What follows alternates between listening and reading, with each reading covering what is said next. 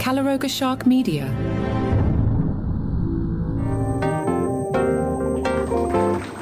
Spoilers for Season 16 of High Stakes Poker, which streams on Poker Go. I know you were going to watch, so I don't want to ruin it for you. Hi, I'm Johnny Mac with your Daily Comedy News. John, why are you talking about poker?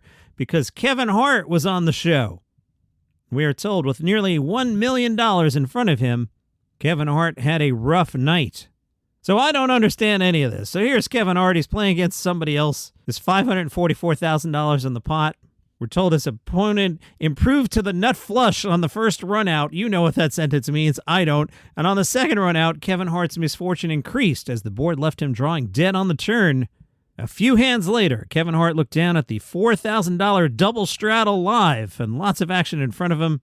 We're told Big Al kicked off the party with a limp from up front with Senior Tilt, who bumped it up to $20,000, attacking the dead money in the middle.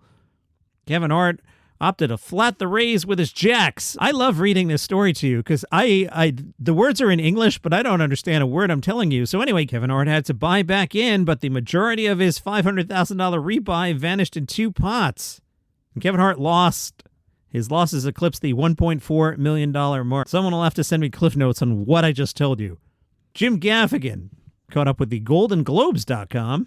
We're told Jim began his comedy career in the 90s. He said, I started prior not only to streamers, but also social media, YouTube, and even satellite radio. You're welcome, Jim. The arrival of these elements transformed stand-up from a niche bar and club dead-end career into a vibrant live performance business. You're welcome, Jim. Which is presently properly the healthiest part of the entertainment industry.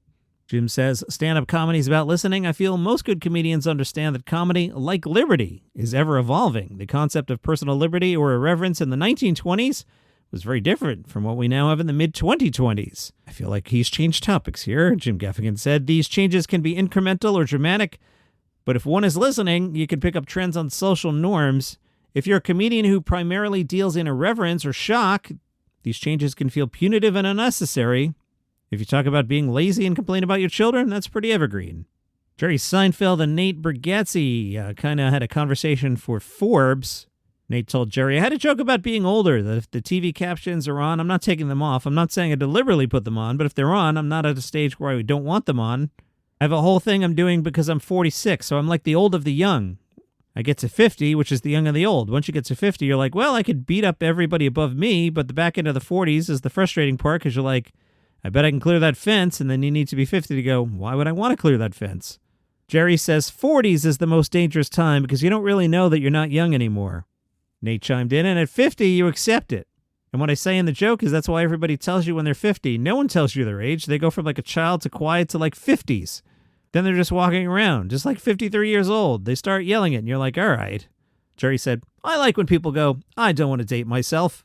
Like we can't tell by looking at the extra wide light gray New Balance. We have no idea how old you are. It was only because you knew Frankie Valli and the Four Seasons that we could tell. Nate said, I'm at the age now where I want to wear the same thing every day. Jerry said, oh yeah, I've been there a long time. That's Einstein, Steve Jobs. They got to that. I used to have a really good joke you may remember when I was in my 60s that I don't want to turn around anymore. Someone says, you got to see this. And I go, I'll see it on the way back or I'll Google it.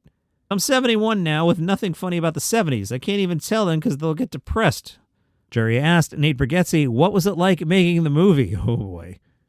Nate said, I liked it. I wrote it. I was in every scene. I didn't get to do a ton of editing. I love taking stuff out. As a comic, that's all you do. It's frustrating, but some of my favorite parts is going, it doesn't work. Cut it down. I want to see what I could do adapting to this movie world. This is a movie that I think you would think I would make. I'm not playing a stand-up comedian, but telling those stories and having it all connect. Nate had told Jerry, I'm not a believer when people are like, no one wants to go to the movie theaters and no one wants to do this. I disagree with all that. Traveling around the country, doing stand-up and hearing laughs in different places and different reasons, that stuff matters. Well, no one went to see the movie. Sorry, Nate. Switching back to comedy, Jerry said, I loved doing comedy clubs. Whoever the middle act is that week, we're hanging out every day all week. I spent the past 26 years being married. I've learned to be with regular people, but the language of comedian and comedian is just a different language, right? Now, this was interesting. Jerry said, do you imagine you'll maintain the pace you're on now for quite a while? Nate said, well, we'll see what happens with this movie. I have a plan of what I want to do. I think this big tour, I see another big tour. I've said I want to stop doing comedy and all this. Jerry said, no, you're not. Bert Kreischer spoke to Fox News Digital about what to expect from Season 2 of Freebert. Bert told Fox, I said to my wife, we're getting dressed to go to an FYC event for a TV show that people seem to like, that's been renewed for season 2. Our kids are doing good. We're living the dream. If you had told us 22 years ago when we were giving birth over at Cedars-Sinai and broke, not sure we could afford it, that would be here, we made it. We made it. As for Freebert, you hope it comes out as fun as the first one, but the first time we had no expectations, no realizations. We're just going to make something that made us laugh. And with this one, you're like, well, you've got testing. You know what people like. People seem to appeal to this and that. And you know, they got characters that stand out. I want to give them a little more of that. But also, one of the things, you don't want to give them too much of that. You know, it's like cocaine. Upworthy asked Nikki Glaser about her journey with mental health. Nikki said, I would first try a free meditation app. That's what I did when I was broke and was in desperation for any kind of relief from my negative thoughts. It really helped. I'd also recommend 12-step programs. There's one for just about everything. The meetings and fellowship are free. You can go on Zoom and just listen if you're scared to share, and you don't have to believe in God to go. Upworthy asked Nikki, have you ever met someone else who's famous and completely freaked out? Nikki said, yes. I'm quite an obsessive fan of celebrities who I love, and I can never seem to keep my cool when I meet them. I was a Dave Matthews stan in high school. I met him in 2018, and I humiliated myself by saying the word sphere a lot. I don't even know why. It had nothing to do with the Las Vegas sphere. It was well before that existed. Thank God I got to meet him again a few years later and act relatively normal. My policy now with these kind of icons is that I don't really want to meet them. I just feel like a huge bother when I share how much they mean to me, unless, of course, they're new to fame or have faded from the spotlight, then I'm happy to tell them. As someone who's not a huge A-lister, I get how much it means when someone tells you they like their work. But someone who's a global pop star doesn't need me shaking and crying and telling her she saved my life. I don't want to bother her with my anxiety. She needs to save her energy to write songs, not hug me, so I stop convulsing. I assume we're talking about Taylor Swift there. David Cross talked about AI and said, as we understand it now, I would imagine dance can't be replaced, and I would imagine stand-up comedy is safe. You can't replicate that experience without a replicant. New Westworld idea.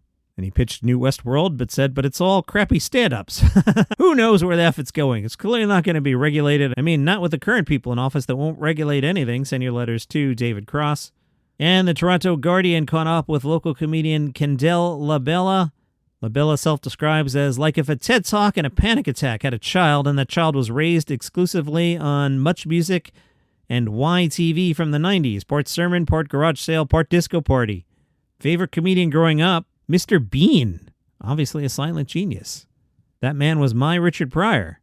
Favorite comedians now, Nathan Fielder, Chelsea Peretti, Maria Bamford, Patty Harrison, Josh Johnson, Dan Soder, Sheng Wang, and Sam Sferaza. Favorite bit you've written? He says, there's one where I compare canned tuna to the emotional availability of my father. I'm proud of it because it makes both older men and me and the audience uncomfortable at the same time. I write jokes so people will remember me while microwaving fish. And that is your comedy news for today. All right, it's June, so you're sharing the show with a friend. You've been doing this, right? Yep, absolutely. I'm sure. I'm not going to check on you today. I trust you. And you're following the show on Spotify. You've got notifications on, so you never miss an episode. You can comment there on Spotify, and you can, of course, comment in the Facebook group, Daily Comedy News Podcast Group. See you tomorrow.